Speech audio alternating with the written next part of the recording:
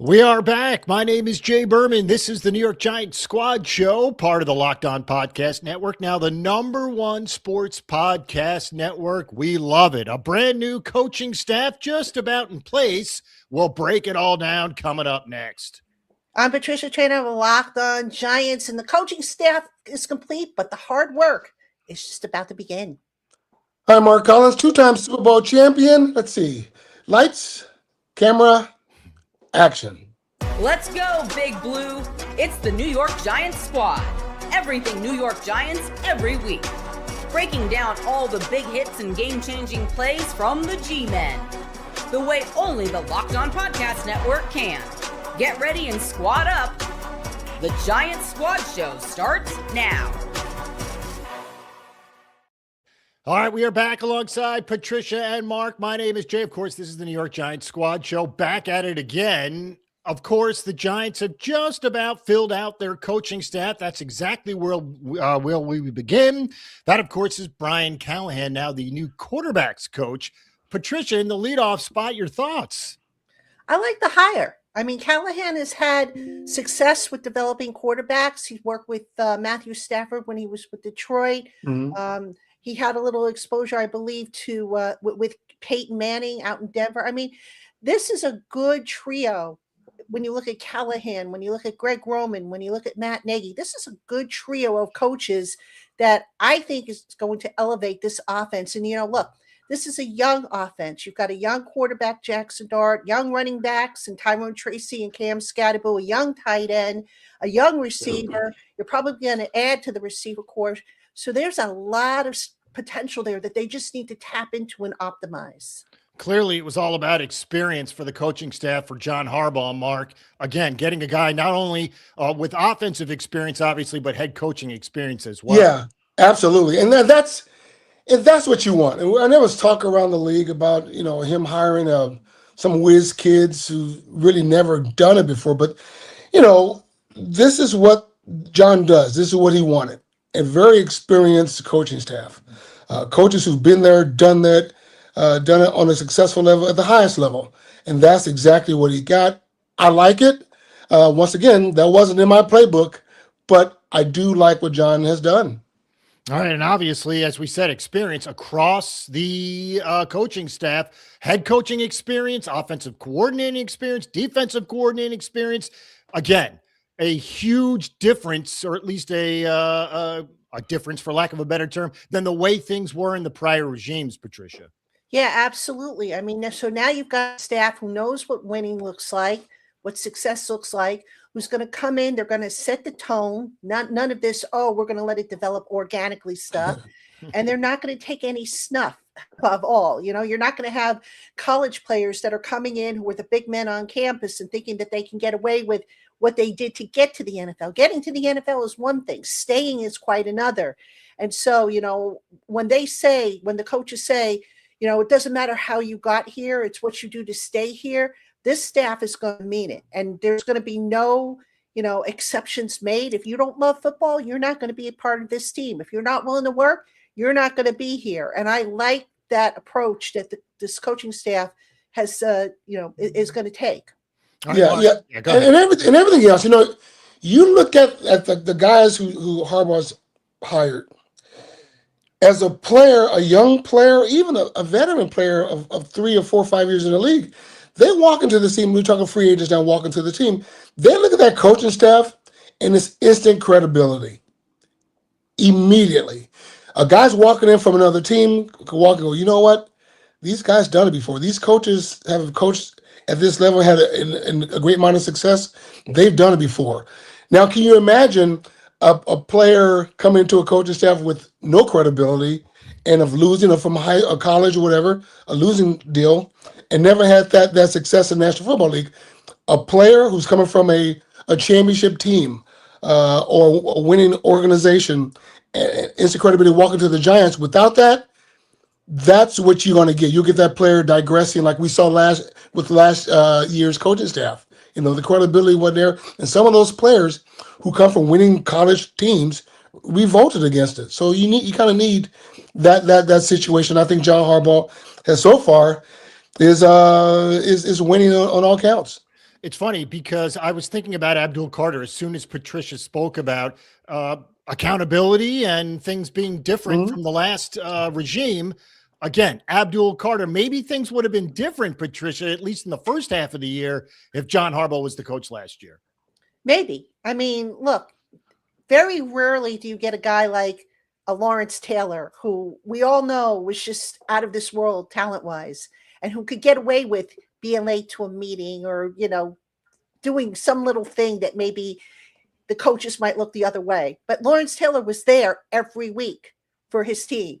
Abdul Carter coming in, he was a rookie and he had to establish himself. And by, allegedly taking this, I don't have to pay attention to the little details because talent got me here.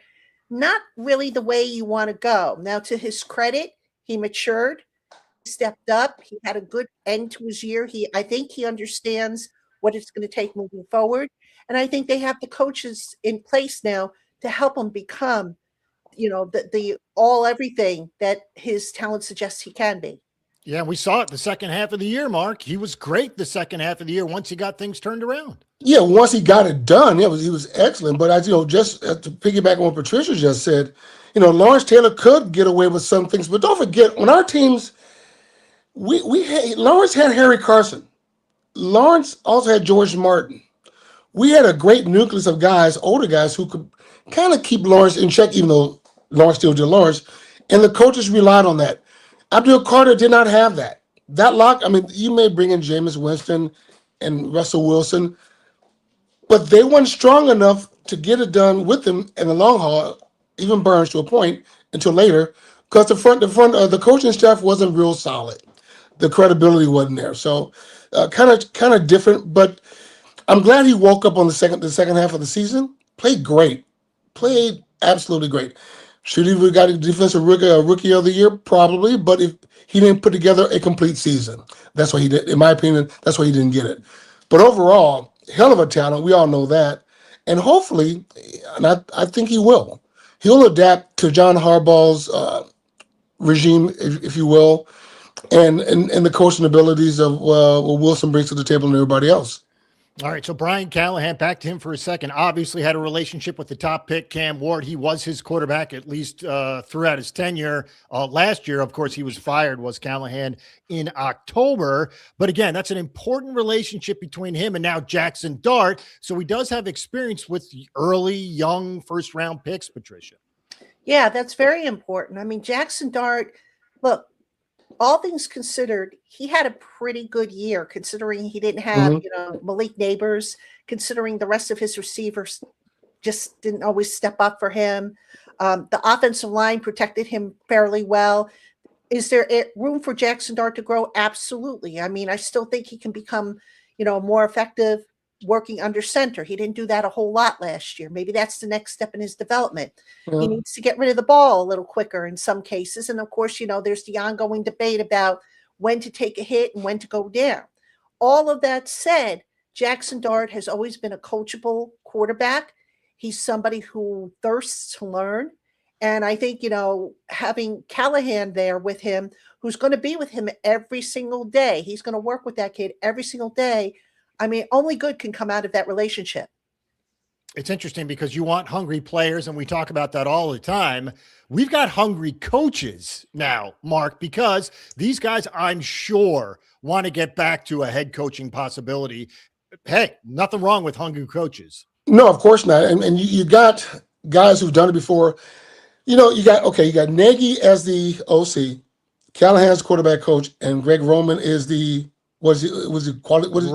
running game coordinator, senior offensive assistant. Okay, just those three names, you're going to see the explosion of how good Jackson Dart will become. You have three pretty good flipping football minds on offense. How well would Jackson absorb all that in? We'll see.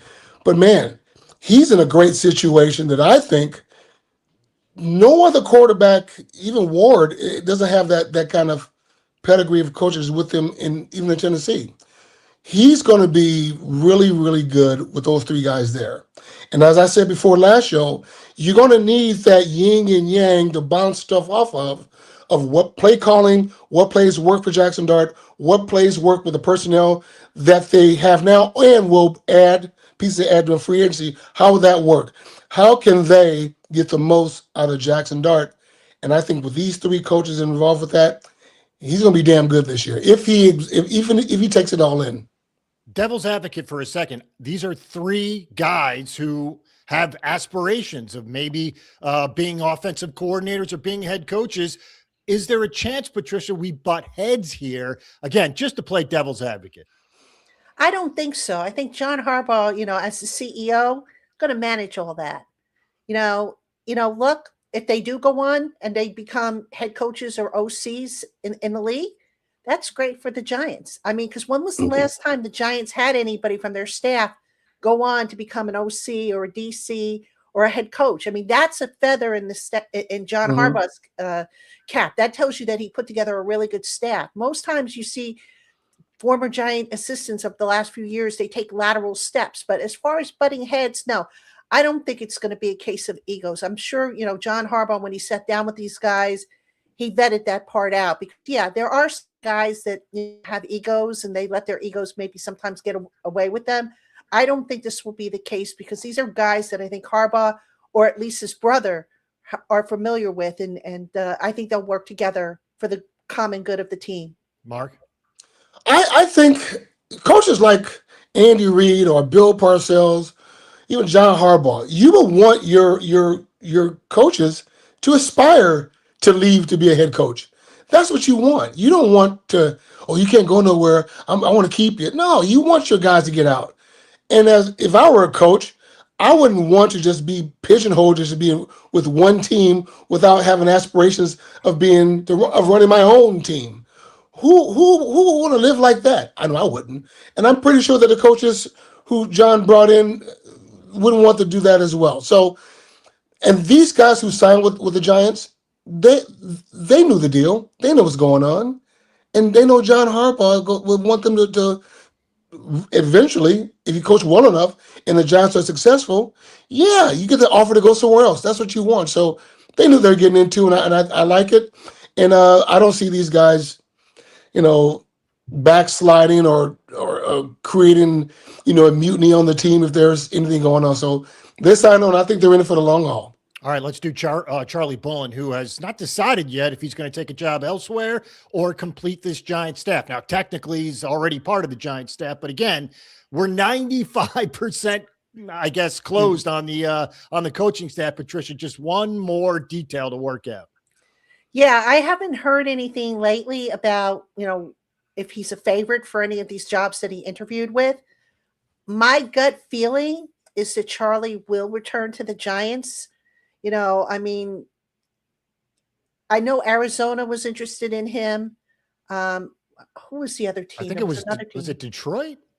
Detroit, but didn't they hire somebody? Or I think they did. Yes, I know Arizona was. Right. I don't know. Arizona. You got to look at the makeup of the team. That I think that sometimes factors into the equation. I mean, sure, you can go on, become a coordinator, make more money. But do you have what you need to be successful, or is it going to take 2, 3, 4 years? I think right now, Charlie Bullen, I mean, he did a great job with the outside linebackers. Brian Burns had a career year last year. Abdul Carter came on, and Kayvon Thibodeau was doing well against the run before the injury kind of sidelined him. And then when Charlie took over the defense, that was just more experience that now he can maybe share with Denard Wilson on the guys that, Wilson's inheriting. So, sometimes you have to wait. Just because there's an opening just doesn't mean you just jump at it. You wait until you see kind of the direction it's going and then maybe decide now it's time for me to move on. Are all the jobs taken? Is Arizona still open? The job's still open? So. Okay. Whoever takes that job, they're going to bring their own people as well. I think the musical chairs of bringing in coaches to hire from even as a position, they're pretty much dried up, except Arizona now, Vegas finally got their coach. They got Kubiak. And you know he's going to bring some guys he can from Seattle. All right, so it's almost, all the seats are almost taken in this musical chairs of coaches being hired as far as, position coaches. So, it's almost to the point where I hope he stays with the Giants, because if you don't, where else are you going to go? I mean, even everybody's on the clock now with the draft coming up and all this other stuff. You want your coaching staff complete, so you can have some say so of who you get, who you want to play. So right now, unless it happens in the next day or a week or so, I think he'll stay with the Giants. All right, our first break is upon us. When we return, a trade possibility for a particular Giant that you might be surprised about. We'll do all that next. All right, let's tell you about TurboTax. Tax season doesn't have to just take over your life. This year, TurboTax is making it easier than ever to just hand things off and move on with your day. With TurboTax full service, you can have your taxes done for you by a trusted local expert, start to finish, without the stress or the guesswork.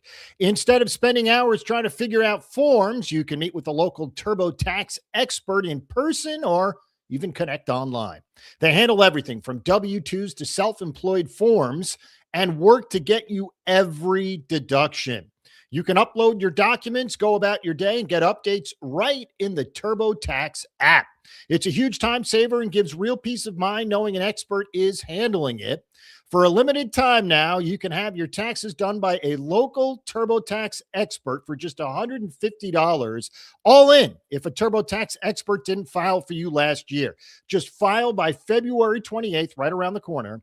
Take taxes off your plate and get back to your life. Visit TurboTax.com/local to book your appointment today. Again, TurboTax.com/local to book your appointment today. All right, we are back roughly 15 minutes into the show alongside Patricia and Mark. My name is Jay. Kayvon Thibodeau trade possibility. When I saw it first, I was a little bit confused maybe, but then I read it and then saw other people are considering it, Patricia. So a very interesting case here with Kayvon Thibodeau. Yeah, it is. I mean, this could go either way. I don't think the Giants will move him at the end of the day, but I can certainly see the logic behind wanting to move him. Number one, this draft class, excuse me, deep at edge rusher this year. It's a very deep class. You could probably get somebody on day 2 or early day 3. Number two, you save $14 million if you move Kayvon Thibodeau. That's a nice chunk of change. And if you swap him out for a rookie that you put on a rookie deal, you're talking a significant savings. Number 3, maybe Kayvon Thibodeau gets you back the 3rd round pick that you gave up to get Jackson Dart. So if you weigh the pros and the cons, there's more pros to potentially moving him than there are cons, in my opinion. And then the other thing, for the people who say, oh, you keep him and then you get a comp pick. That's not guaranteed, folks. Mm-mm. That is not guaranteed. And plus, a comp pick is not going to help you this year. You got to wait 2 years to see if you even get it. And we all know that the likelihood of that, I mean, we all thought, oh, Saquon Barkley will bring a comp pick, and Xavier McKinney will bring a comp pick. None of them did. So you can't count on that. So, yeah, I see the pros, and I think the pros line up more in favor of trading him. But on the flip side, you've got a creative defensive coordinator. Maybe he can figure out a way to use Thibodeau and Burns and Abdul Carter at the same time. Time for Joe Schoen to earn his keep right here, Mark. Obviously a very important decision. Yeah, and I think that they threw Thibodeau's name out there just to see if they get some feelers on it. You gotta throw something out there to see if it gets some traction. And I agree, Patricia, there's reasons to do it, and the pros outweigh the cons. But it just goes to show everybody in this league, almost everybody except certain quarterbacks, they're expendable. And if you could get something from a pretty young player, still has a tremendous upside. If you could get something for him now, then down the road, you take it. I'd say this, and what I've seen with the Kansas City Chiefs when they traded Hill. What's his name? You see Tyreek Hill. Yeah, oh, you're not gonna trade Hill. Yeah, you did that, and they did that. They won Super Bowls after that. So I see something like that happen. Everybody on that roster is expendable with the Giants, and it just makes sense if it goes to fruition. They do that. So yeah, that would it be shocking to fans, to avid fans? Oh, they can't trade him. Yeah, it'll be shocked. But to people who really know the game, it makes sense. It makes sense to me if it happened. It seems like we were waiting, obviously not for a while because Abdul Carter was a rookie last year, but we talked about that front four, that dominant front four we thought could carry the Giants over the next decade or so. And if we trade Thibodeau, not that we can't still have a great front four, but that changes things, Patricia. I think if they get themselves a big body defensive end who, you look at the outside linebackers. Let me back up here for a second. Look at the Giants' current outside linebackers. They all weigh between, I think, 250 and 258. How much does an offensive tackle weigh these days in the NFL? What are they, like 300 pounds plus? 310, yeah. Minimum. Okay. So if you get a big body defensive end that maybe weighs a little bit closer to that 300 plus pound offensive tackle, are you really giving up that much? I mean, again, this is a deep class for edge rushers. All right. You could probably get decent value at late day 2, early day 3. Now the question you've got to ask yourself if you're the Giants is anybody in the draft better than Thibodeau? And to be honest with you, Thibodeau is what now, 4 years into the NFL. So the answer is probably going to be no, because a rookie is very rarely can you say a rookie is going to be better than what you already have. But there's pros and cons. And like I said, you look at long-term, and Kayvon Thibodeau at the end of the day is going to want to be paid, and he's going to want to be paid handsomely. And for those of you who are saying, well, maybe he'll give the Giants a hometown discount, ain't happening. I'm telling you that right now. Very few players give hometown discounts. And Thibodeau, I would be stunned if he did that. So if you can get something for him and you replace him with, like I said, a big body defensive end or another edge rusher that's maybe a little bit heavier, why wouldn't you? Yeah, and there's value there. I mean, we're not trying to put down Kayvon Thibodeau. Right. If he was trash, then nobody would want him. So the fact that we're putting out feelers as far as trades, it tells you that he is a valuable player, Mark. He's a hell of a player. It's just the fact that, if you get some for him, you do it. Now with the Giants, that front four they got that we talk about, that pass rush, can you get away with 3? Yeah. And can you bring somebody else in through the draft or through free agency to take some of the slack off? Hoping that the draft pick or free agent you bring in, the 2 or 3 guys you bring in, even undrafted free agents, would rise to the top and take over that spot, not to replace them, but to be serviceable. That's what you hope for. But man, I really think that if they did that, let him go, that wouldn't be a detriment to the defense, because the pieces are still there with the pass rush and that whole front 7 to get it done. So it's not a wow moment like, oh, the franchise is going under. No, it's part of the job, part of the business. And yeah, he wants to get paid, and like every player does. But there's no hometown discount and whatever. Man wants to get paid. Every player wants to get paid. Is this a fact that we get money in with the Giants or somewhere else? And that remains to be seen. All right, Joe Schoen, obviously we brought up before, has pressure on him this season, perhaps like nobody else in the organization. It's an interesting offseason, especially with what we coined a power struggle, or at least the difference between Schoen last year and Schoen this year. So again, Patricia, point being, huge offseason for Joe Schoen with a lot of pressure. I don't know about that. And the reason why I say that is because, John Harbaugh, remember, he's not reporting directly to Joe Schoen, which means Joe Schoen's not going to have final say necessarily over the roster. So maybe some of the pressure is off of Joe Schoen. I don't know. Remember, what is Joe Schoen's main job? That's to get the talent in here. So if John Harbaugh says, I want a player who can do A, B, C, and D, Joe Schoen can't turn around and say, all right, well, I think we should get a player that he could do X, Y, Z. He's got to kind of, work with him hand in hand. And Joe Schoen, to his credit, he does have a reputation as being easy to work with. He's not, like past Giants GM and head coach relationships where the GM would go off and get the guy that he thought was best, and he would force it on the head coach who maybe didn't want that guy. So is there pressure? Yes, but, to the degree of the draft class, that has to be another home run. And after 2 stinkers, if you will, he's kind of done a little bit better with the drafting. He still has to get better. And then the other thing is with the contracts. You can't overpay on guys. The Giants have been guilty of doing that in Joe Schoen's tenure.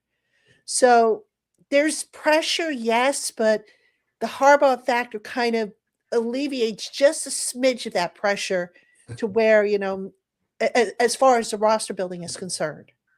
I think Joe Schoen is happy as hell because he could go, whoo, you know what? All I have to do is go get what this man wants. All right? What do you want, John? You want that?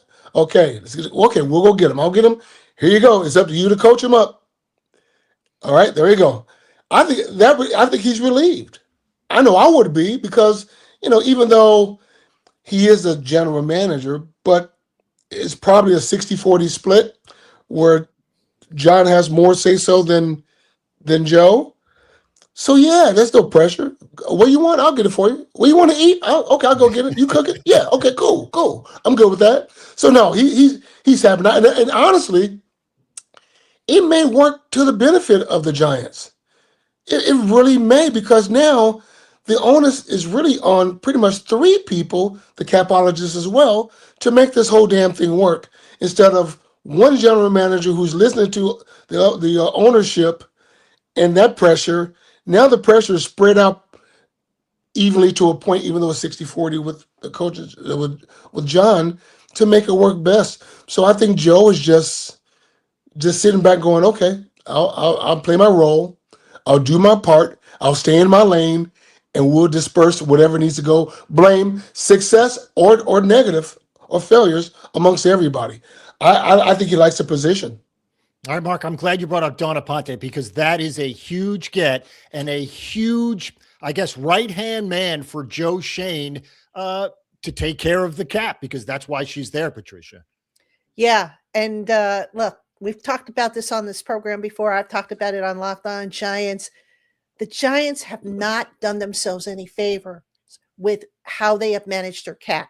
If you're not using all the functions that are available to you, that's like buying, an expensive gadget that does 5 different things and you only use 2 of them. Well, then why are you spending the money if you're not going to use the other 3? It makes no sense. So, Donna Ponte, I think she's going to bring some of these mechanisms that maybe fell by the wayside under the previous capologists and start using them to better manage the cap. Now, the thing you've got to be careful of is you can't overdo it on any one particular mechanism. Like, for example, you can't say, oh, we're going to use voidable years until the cows come home. You got to use discretion. And that's where that combination of Harbaugh's input, Joe Schoen's input, and whoever else, might be brought into the mix there. That's where it's all going to come into play.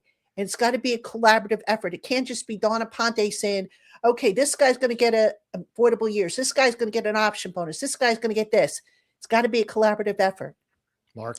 What Donna would do is she'll basically say, okay, here are the numbers. This is it. This is money we have to make this work. You guys delegate how you guys want to put it towards free agency, draft picks, whatever. This is what you got. That's the way it should be done. Instead of having the general manager trying to be, even though the Giants had a capologist at one point, but he wasn't, I think we all may agree, that he wasn't really immersed in it as well. So Joe Shane had to take some of that responsibility as well to try to make stuff work. And whenever you got the general managers trying to do the capologist work and whatever, that general manager is not just a general manager. He's pretty much both, all, and you get what you got, a 4-13 and 4-12 team. So you get what you get. But what she would do is to make things work effectively, efficiently. Here's the money. How do you want to spend it?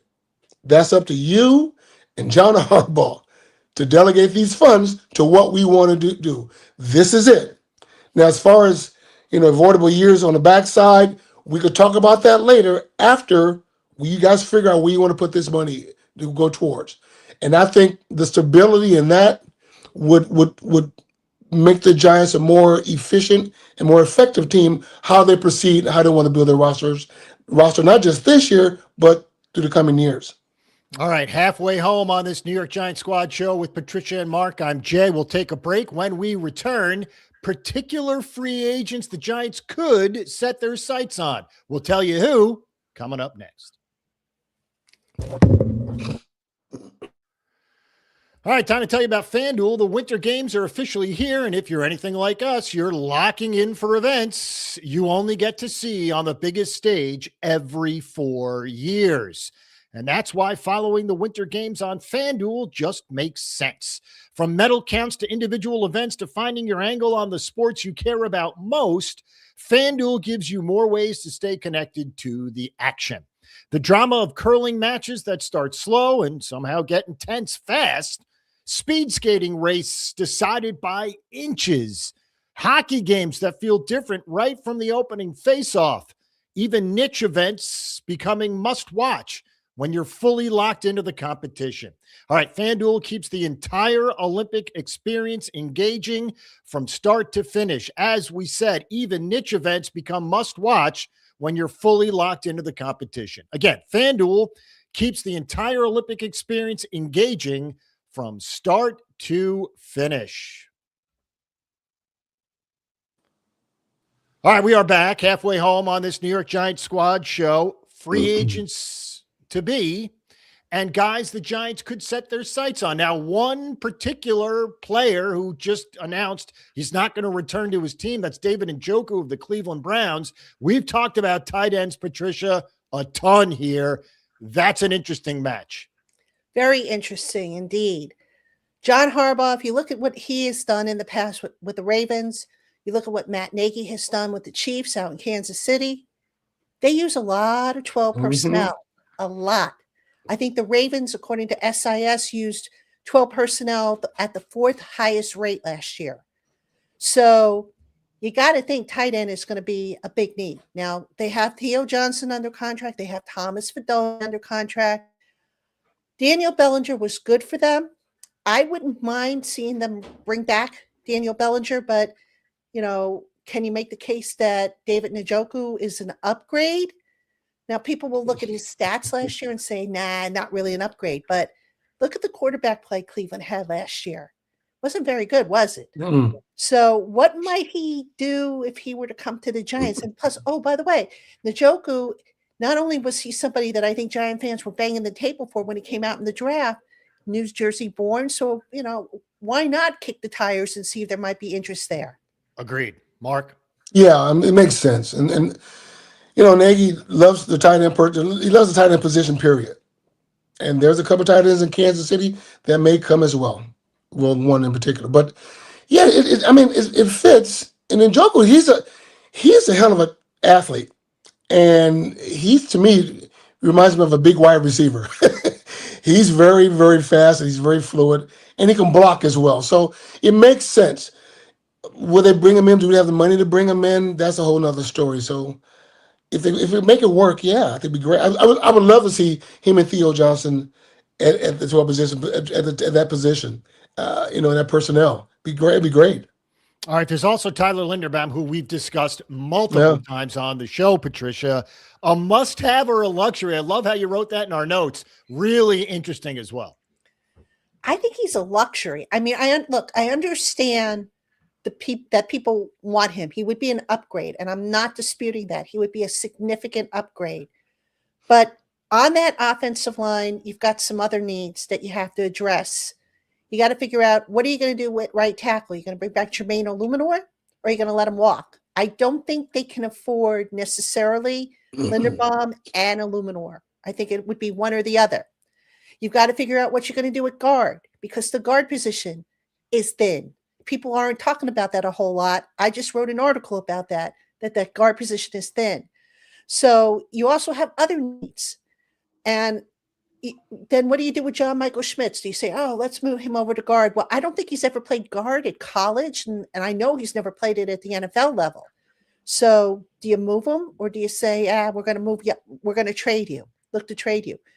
That's a possibility, I suppose.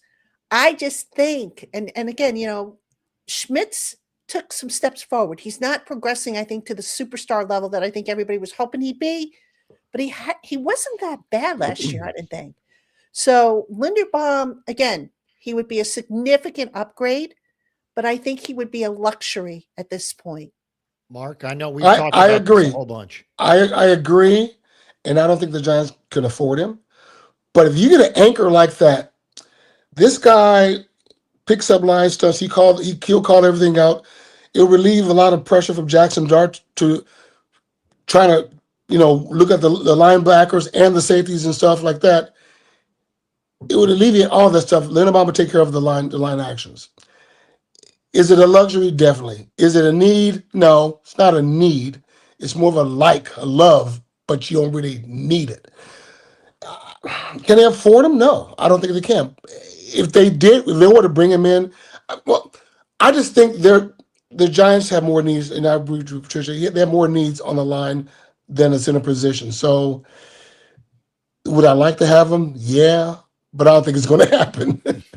I think the point of it is that this is a Raven here, and we could get Ravens in here. We could get Chiefs in here with Nagy. We could get Titans here with Callahan. So again, plenty of teams from these coaching staff guys that are coming over, that teams are, I guess, line up for these free agents. Very possible we see players from those teams come to New York, Patricia. Yeah, and you expect it. It's not going to be a surprise, but you also got to remember there are other teams around the league who have free agents that are pending that might just be really good fits and satisfy a need, and you've got the draft too. It's like everybody's talking about, what should they do at cornerback? What should they do at linebacker? What about receiver? Well, ask yourself, how deep are the classes? Because if you can get a rookie that's high quality, and bring them in on a rookie deal, and then use your cap dollars on a position where maybe the draft isn't as deep, why wouldn't you do it? That would be the prudent way to build a roster. Mark. Well, yeah, that's what happened to me when I was with Kansas City. Same damn thing.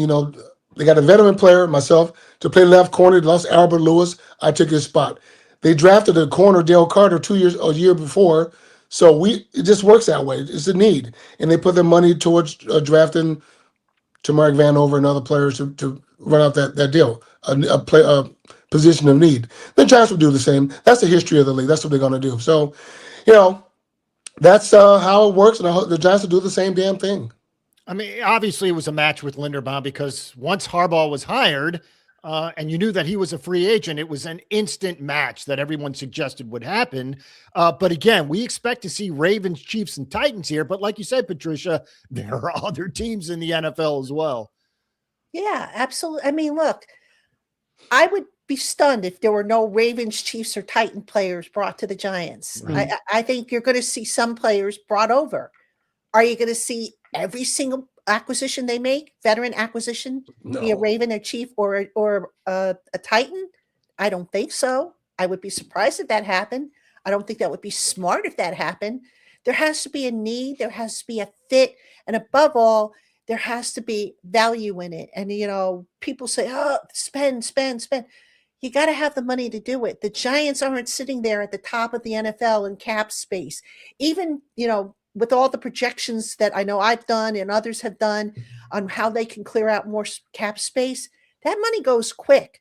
And, some people say, oh, well, what about in 2027? You put them on a low number, and then 2027, you got all this cap space. You forget that the guys that you're putting on a low number now, their numbers are going to jump up in 2027. And that cap space that looks so good, that's going to shrink too. So, Mark.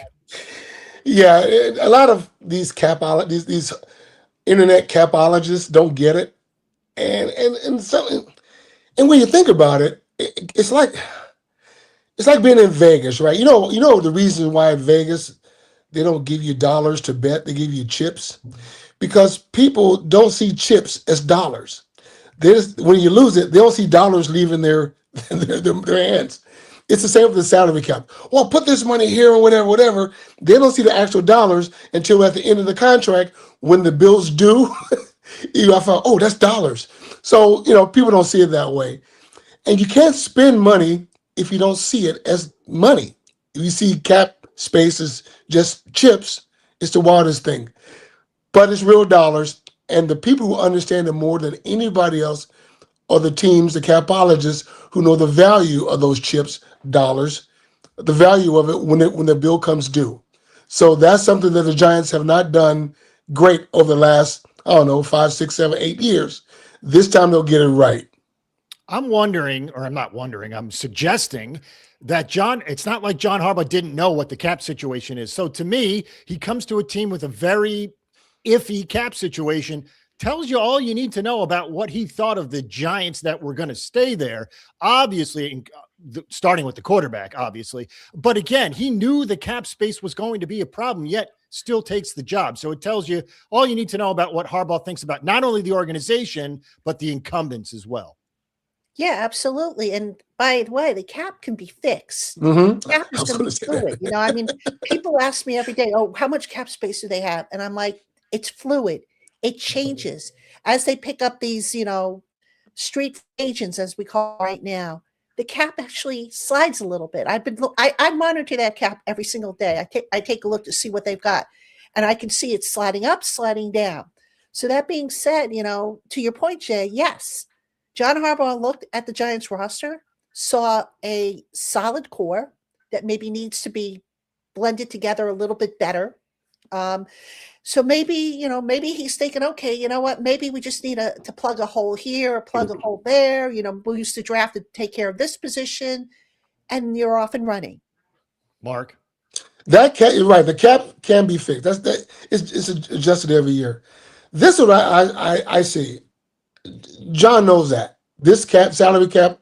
Remember, I'll go back a little bit. The salary cap was instituted back in 93, 94. It wasn't to stop player movement. It was started to regulate owners in certain markets for taking up all the talent, buying all the talent. Like what the Dodgers are doing right now with their luxury tax, or the Yankees used to do on the Steinbrenner. Buy up all the players and you stockpile them and you win championship. The league didn't want this, so we created the salary cap was to regulate and monitor the owners for doing that. But I digress. So John knew this is happening, and that salary cap, be honest with you, with the Giants, is going to be taken care of. It'll be chopped away at in about year 3 of John's contract. So it'll be tweaked and whatever. It'll be lowered, and this is going to happen. John knew this. He took the job being away because the nucleus of the team, the young nucleus, is damn good.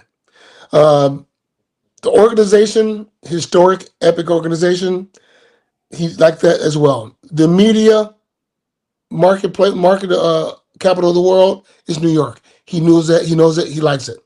So all that being said, why not take the Giant job? He took it. So the salary cap, all he has to do right now is win. That's all we ask. Just win. You got all the things you wanted. Now you got to put all the players in order, the players that you want. You already got your coaching staff. Everything's in order. Now create a roster that you can compete for championships. That's all is about right now. And he's doing that right now as we speak. All right, one last break, a quick 10-second break. When we return, the Giants have their own free agents. They might not all return. We'll discuss who that is and where they're going to end up next.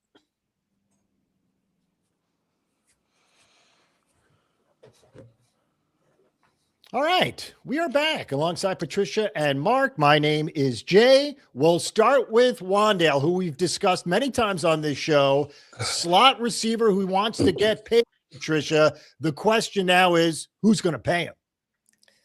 I would keep an eye on Tennessee. I would not be, look, we talk about all the Chiefs and Titans and Ravens players are going to go to, possibly come to the Giants. You got to look at all the Giant players that, might possibly go down to Tennessee with Brian Dable, especially on the offensive side of the ball. So I would keep an eye on that. Now, look, I would love for the Giants to bring back Wandale Robinson. I really would. But long term, here's why I have my doubts about it. Number one, Joe Shane, I always remember how after his first season as GM, the Giants needed a receiver in the worst way. And he said, I'd rather draft, and I'm paraphrasing, by the way, I'd rather draft, put him on a rookie contract, develop, and then see how it goes. So you got to look at the big picture here because, look, Malik Neighbors is going to be entering year 3. After this, they've got to decide, okay, do we want to exercise his rookie option? We all know that they probably will. Then you're going to have to pay him as long as he continues to play at a high level. So you have to say to yourself, okay, the rookie receiver class that's coming out right now, it's deep.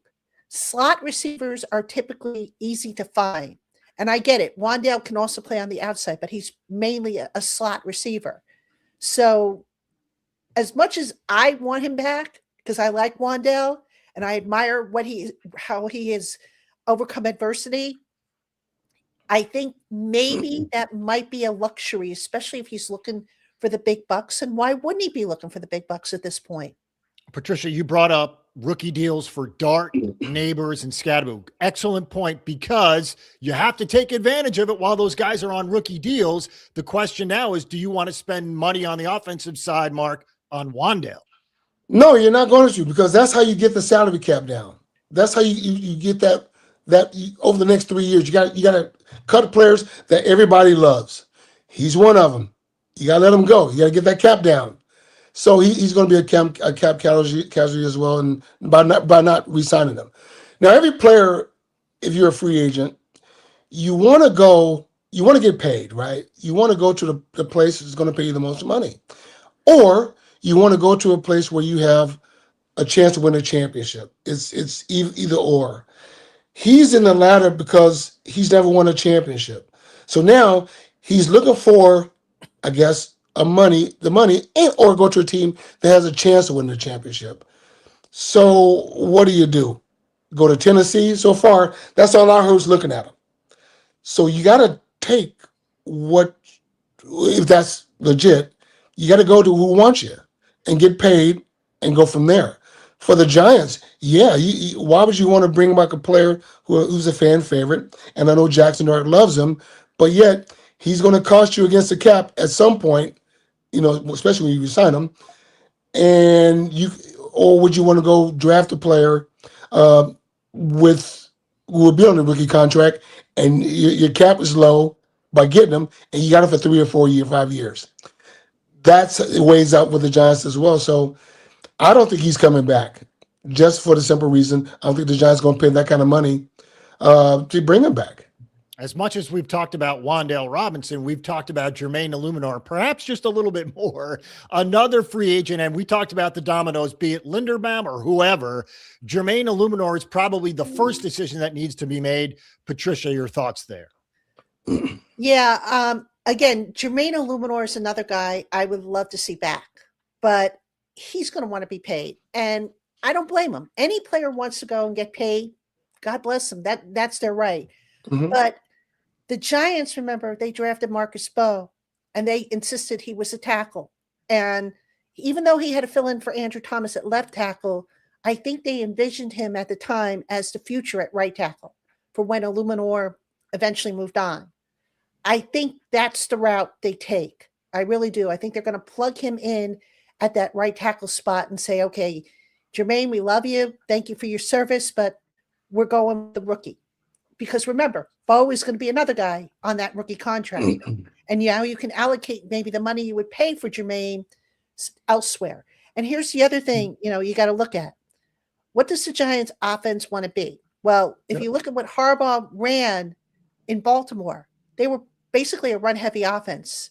All right. So Illuminor, he was fantastic in pass pro. I mean, he went against some of the best edge rushers in the league and shut them out. Run blocking, little different story there. Not horrible, don't get me wrong, but maybe not one of the top guys. I think Pro Football Focus, I forget exactly how it ranked out, but Germain Ifedi was not the top run blocker of the starting five. So I would not be stunned if Illuminor moves on. I've wondered often if he would go to Tennessee if the opportunity is there to reunite with Carmen Brasillo, who has brought out the best in him so far in his career. That to me would be a logical match. There's an irony there, Mark, in that for a long time, the Giants offensive line has been horrible. Now we're talking about guys getting plucked from other teams for big money. There, as I said, there's an irony there with the Giants offensive line. Yeah, there is.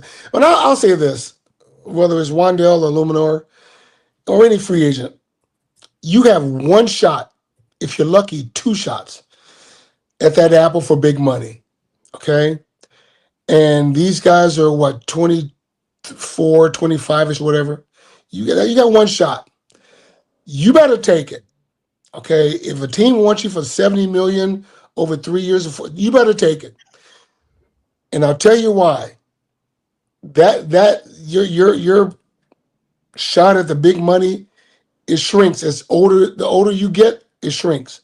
And based on the position you play, it shrinks even more. So if these players, Illuminor, as we speak of, don't even worry about what the Giants, if the Giants want to let you go or you have a chance to go somewhere for big money, go. Go. Don't wait for this team to say, well, you wait a minute. We'll try to figure it out. Because I'll tell you a story real quick. That happened to me when I was with the Giants, where my last year with the Giants in '93, the Giants made an offer, and I was vacillating back and forth. This offer came in after the season in January, and I didn't, I guess, give them a quick enough response. I want to wait until free agency to see what happened. Well, come late January or early February, I pretty much made my demise. I said, you know what? I want to be a Giant. Well, George Young took that offer off the table. Fast forward, the draft comes along. I was already secretly talking to Kansas City. I already signed with the Chiefs. We didn't say anything to draft day. George Young found out and said, oh, wait a minute. We want to offer you. No, too late. I wasn't waiting for the Giants to screw me, which they did. They signed they drafted Jason Sehorn with that second round pick and whatever. So what I'm saying is, if you got the offer on the table, take it. Don't wait, because it's a business. The Giants are going to do their business. They're going to try to stall you out and do all this other stuff. Man, don't get caught up in that stuff. If the money's on the table, if you got an offer and it's you and your agent likes it, or you and your family like it, take it. Take it, because you only got one shot at that big money. I had one and I took it. You might have two. Take it. Go. And in the case of Germain Illuminor, don't forget, he's 30. I think 30 or 31. Take So it. this is probably his last chance. Yeah. I would think. Take it. Take it, young man. Take it. Don't wait for Giants or anybody else to say, oh, we'll just wait. Take it. Go ahead. Thanks for being a Giant. But take the money. Yeah, and it works both ways. The Giants are going to pluck guys from other teams too. Yeah, this is a business. All right. Well, there is one other guy that's worthy of note, and that's Cordale Flott, who we spent a lot of time during the season, especially when the Giants secondary was struggling, but Patricia, Cordale Flott now. Yeah. Did you see Cordale Flott changed agencies? He did. I think it's Athletes One or Athletes First. Interesting. I wonder right? why.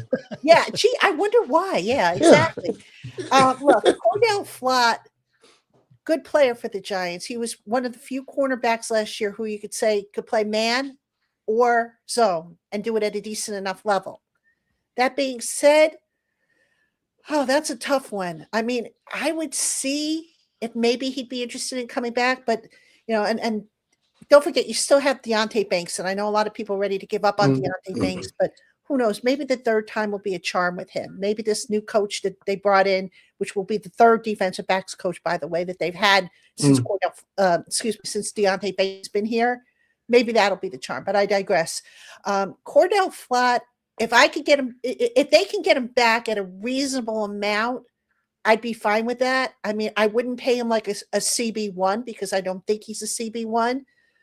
If that's what he's going to want in the market, then hey, nice knowing you, Mark.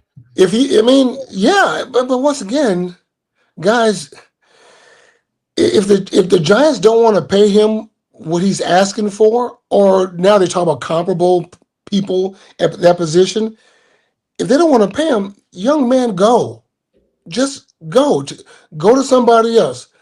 You're not CB1, but you're not trash either. And even though what I see as you as a good player, another team may not, but there's somebody else who sees you as a great player that fits into their scheme.